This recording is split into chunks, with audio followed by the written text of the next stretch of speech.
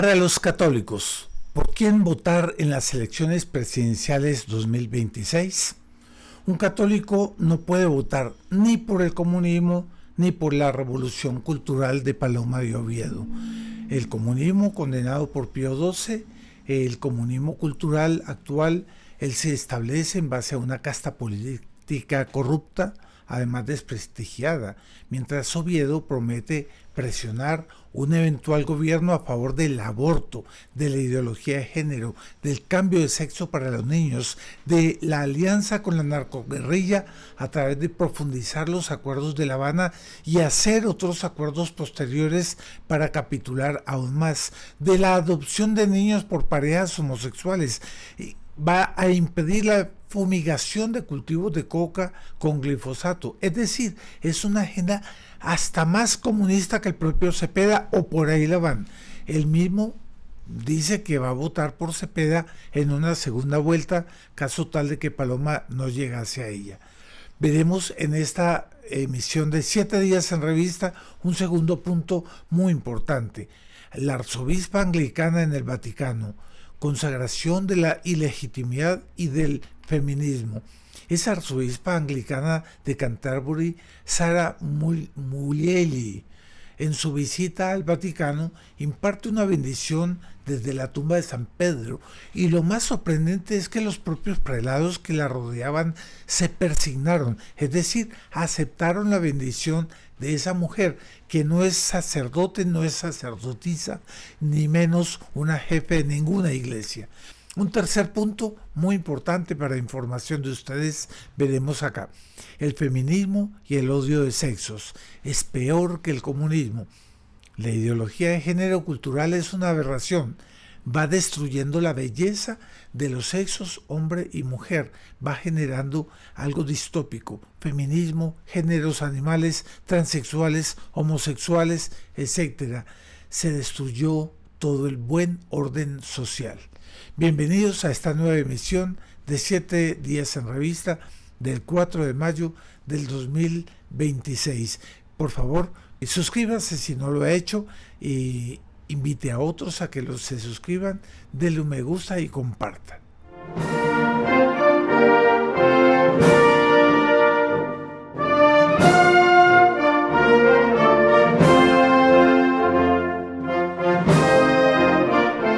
Un saludo cordial para todos los amigos del Cruzada por la tradición, la familia y la propiedad. Veremos en este momento la situación de los católicos, qué debemos hacer para votar y decidir sobre los destinos del país ahora el 30 de mayo del 2026. ¿Será que los católicos, por quién es que debemos votar? Bueno, el primer punto es muy importante, es que un católico no puede votar por una opción comunista. Dice Pío XII en el decreto de la Congregación del Santo Oficio del 1 de julio de 1949. 2 puntos. Los fieles que profesan la doctrina comunista y principalmente los que la defienden y proclaman incurren ipso facto en la excomunión reservada especialmente a la sede apostólica como apóstatas de la fe católica. Aquí queda muy claro, un verdadero católico no puede aceptar la narcoguerrilla, el narco comunista que está gobernando en este momento y por lo tanto la opción de Iván Cepeda.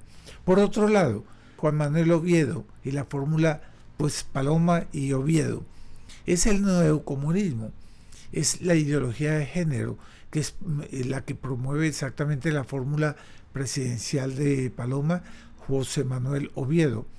Paloma, por un lado, con el apoyo de la casta política corrupta, sin principios, a pesar de que esa casta está desprestigiada, quiere defenderla. Y es utópico considerar que esos líderes tengan un apoyo suficiente, porque todos sabemos que están en un ocaso y pretenden conspirar para mantener sus privilegios. Además, ya han prometido votar por Cepeda en la segunda vuelta. Toda esa casta política va a votar por Cepeda. Usted sabía, estimado amigo.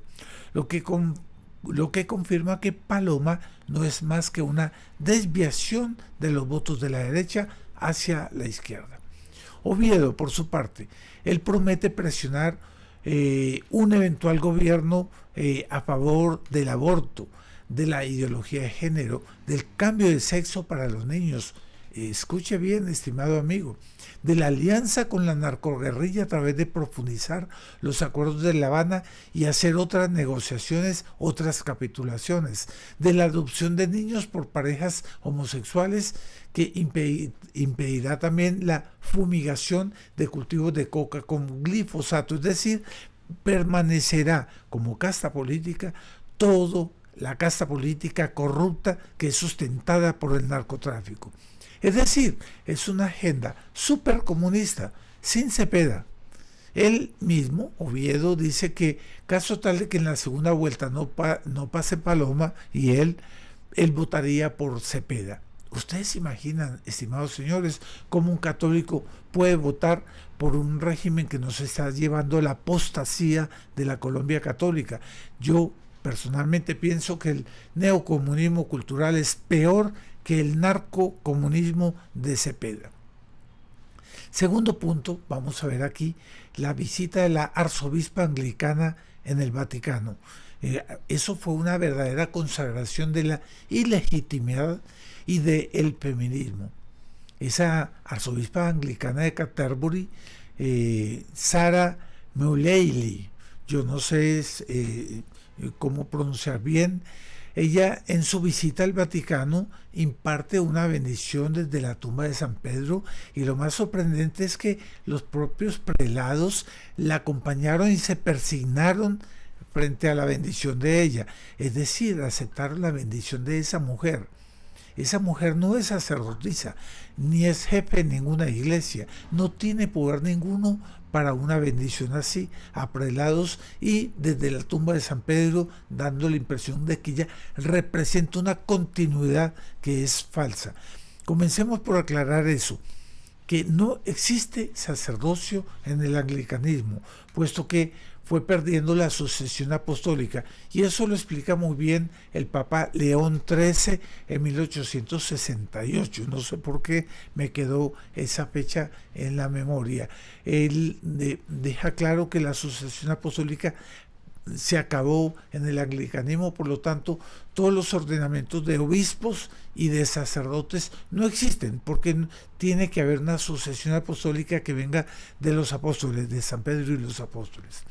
El padre Javier Oliveira Rabasi, él lo explica muy bien en un último un último video que él grabó, y él recomienda la lectura de dos libros que yo se los recomiendo a su vez a ustedes, uno de Hilaire Belloc y otro de Christopher Hollis. Voy a colocar aquí el pantallazo para que ustedes vean esos libros, para que vean claramente cómo el anglicanismo es una verdadera farsa, no existe sacerdocio ni continuidad.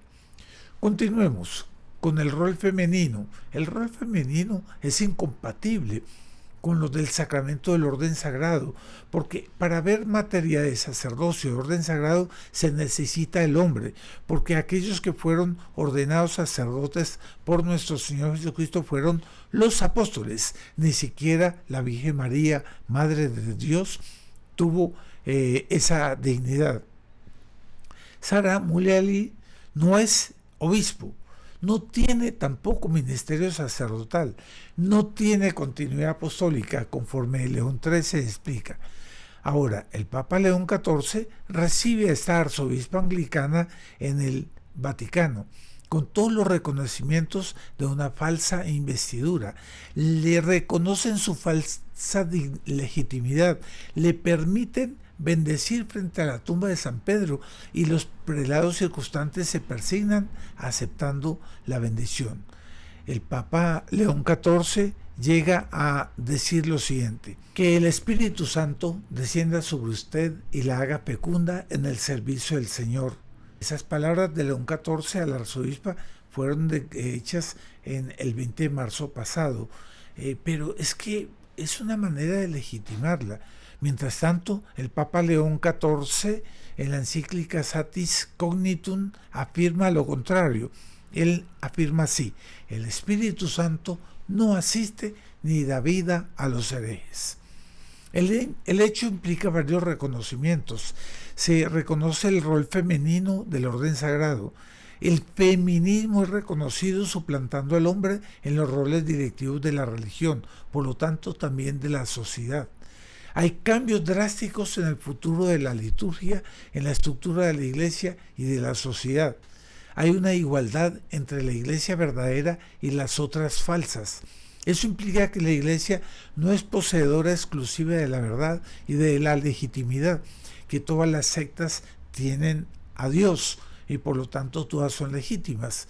Es la negación de que existe una sola iglesia fundada por nuestro Señor Jesucristo, y esa iglesia no es otra que la Santa Iglesia Católica Apostólica Romana. La única manera que haya unidad con los anglicanos es una conversión.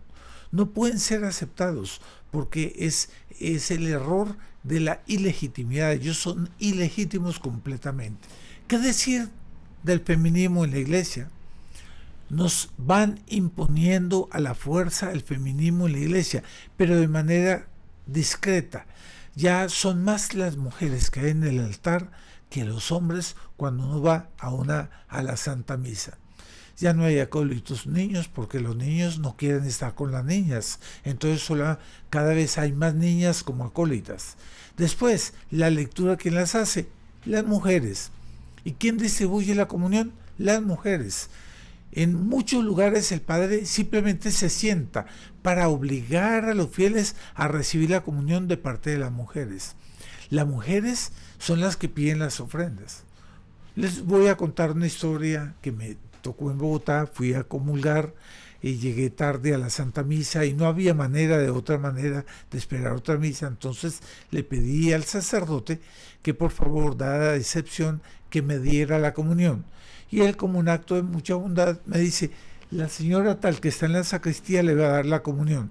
Entonces yo le dije comedidamente de que yo tenía problemas de conciencia para aceptar la comunión de parte de las mujeres, puesto que San Pablo decía claramente, la mujer no participe de la liturgia.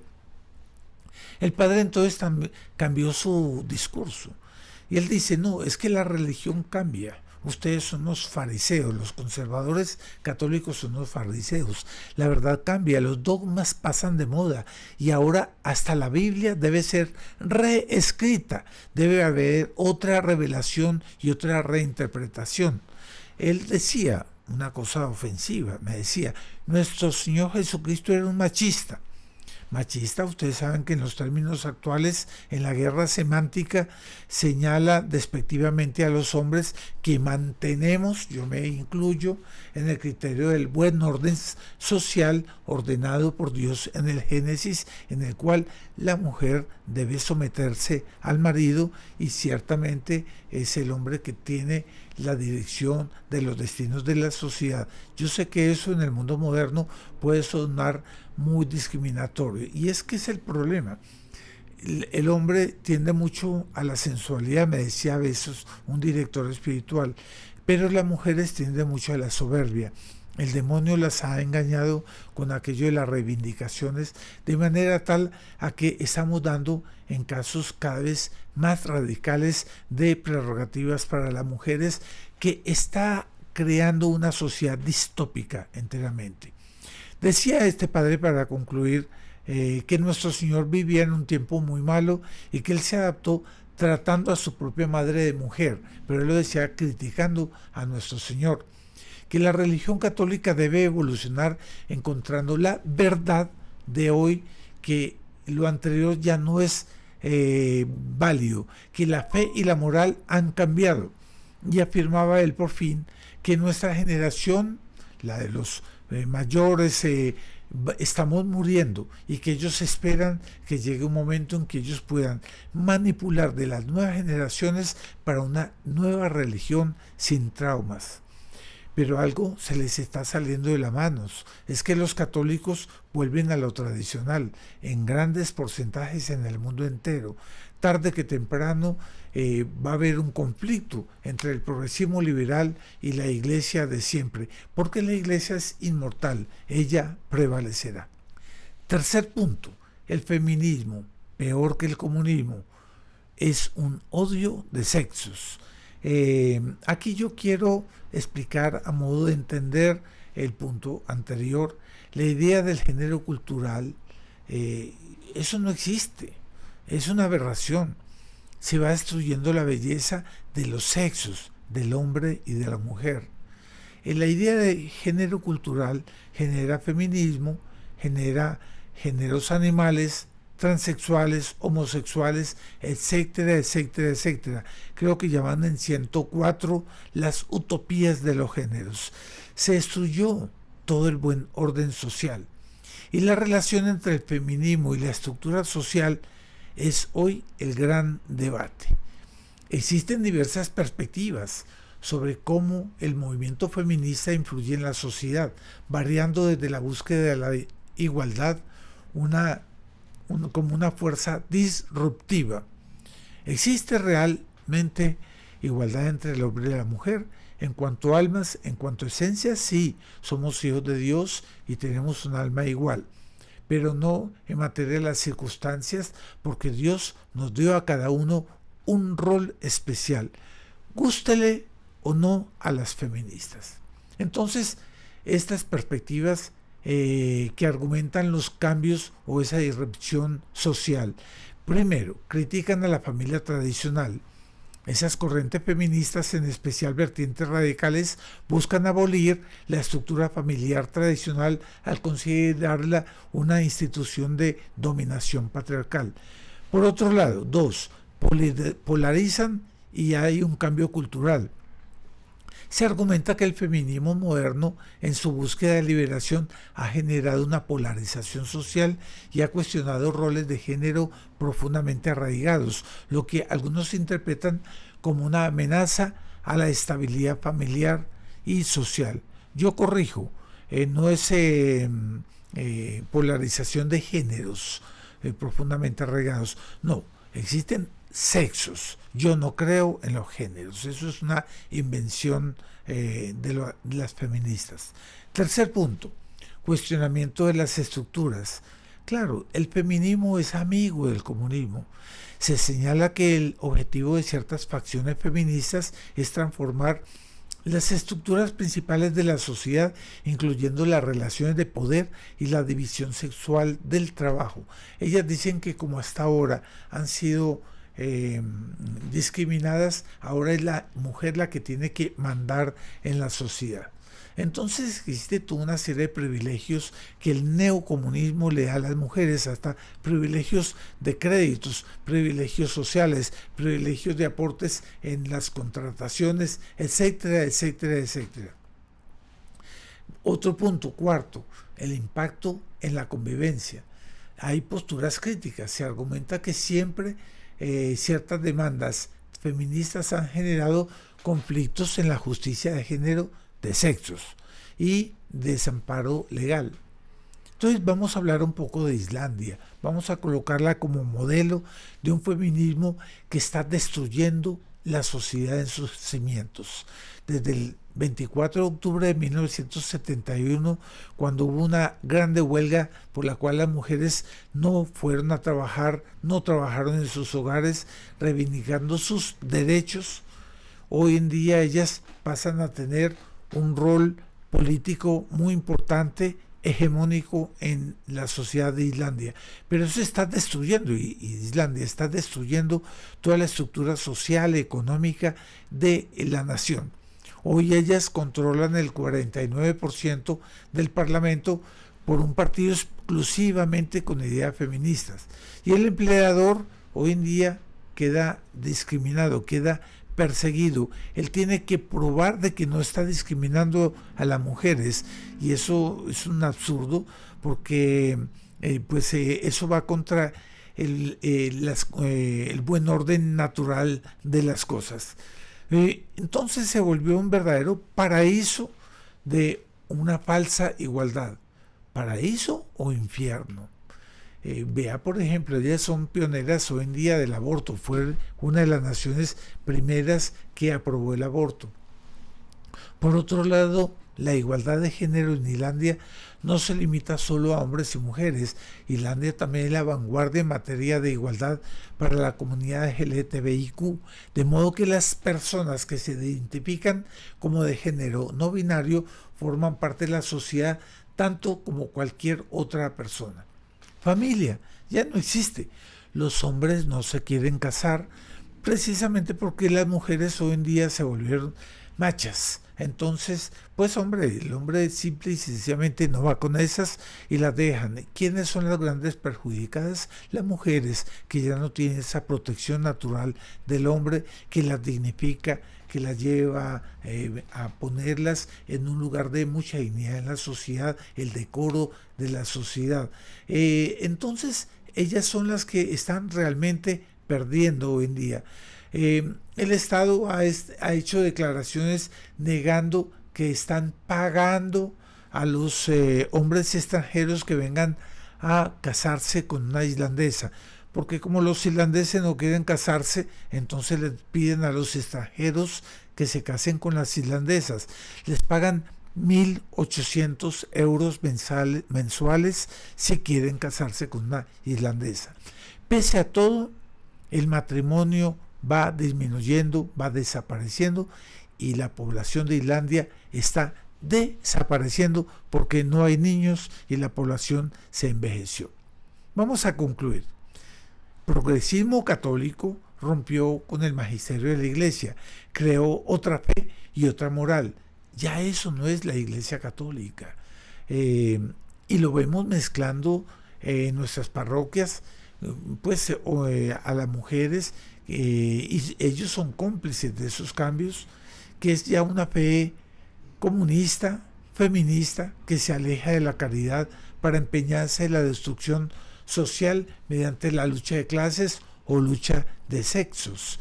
¿Se puede otorgar prerrogativas sacerdotales que no les corresponden? ¿Será que la diplomacia acepta contemporizar hasta allá, hasta aceptar la bendición de una obispa anglicana en la tumba de San Pedro? El ecumenismo se va alejando de la conversión de todo un pueblo. Está impidiendo que el pueblo se convierta a la fe católica, porque el pueblo anglicano quiere convertirse a la Iglesia católica, pero es el progresismo liberal dentro de la Iglesia que le impide. Les voy a dar una última historia muy interesante.